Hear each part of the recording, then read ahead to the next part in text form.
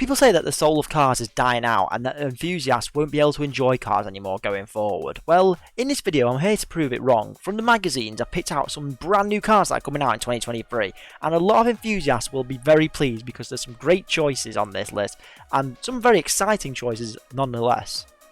BMW fans will be really pleased with this one because there's an all-new 5 Series and it is all electric for the first time ever. Codenamed the G60, the next 5 Series will be one of the last BMWs to use the firm's CLAR platform before its news class architecture arrives in the middle of the decade. This means that updated petrol and diesel engines with increased electrification will remain at the heart of the range. But there are also more pure electrification editions. We've already seen the BMW 3 Series and the also i5. And while the high performance M5 will continue, it will get a hybrid boost to assist efficiency as well as the performance already there. The cabin dimensions will remain the same and expected to have a huge upgrade in tech with a larger screen as always with most of these new cars that we get. As a car channel, this is the one car I cannot pronounce for the life of me and it is the Ferrari Purosangue. I'm just going to leave it at that because I really hate this name. But Ferrari doesn't want anyone to refer to it as an SUV, as you've probably already heard. There's no doubt that it represents a big departure from the Italian brand. It's very different from what they've made. It's only slightly shorter and lower than Lamborghini's Urus performance SUV, which has already gained a lot of popularity at this point. Its 4-door, 4-seat layout should make the most practical everyday Ferrari in history. The Urus has been so popular, it's hard to see that so many people will even buy the Ferrari, but maybe it will work. The price that everyone's been talking about roughly is going to be more than 300k, and that does mean it's more expensive than the Urus. But you do get a 6.5 litre V12 engine producing 700 horsepower, and you'll be able to do 192 miles an hour in this thing, so that's pretty crazy. Although it's probably not going to appeal to Jeep and Land Rover users because it's not going to be that great off-road. Purists might turn their nose up at the Purosangue, but it seems as if Ferrari's regular clients aren't going to be too troubled by this new look because a lot of people will probably still buy this as a lot of rich people will want to own the most exclusive thing, and I feel like this car is going to be that.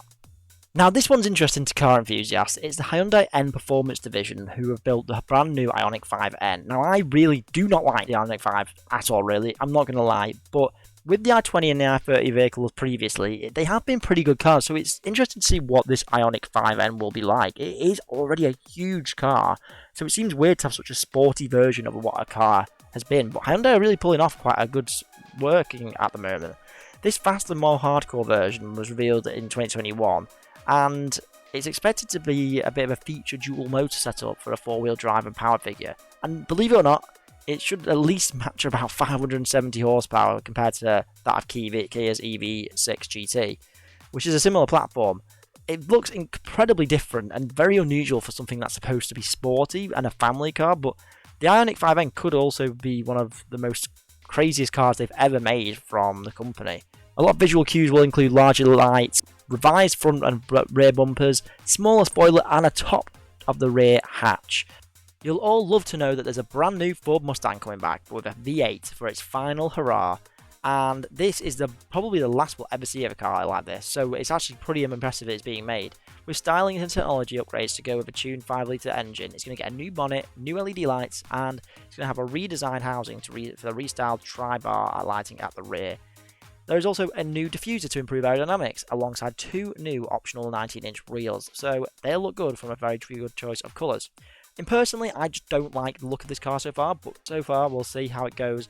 I do like the Mustang, so maybe it'll grow on me.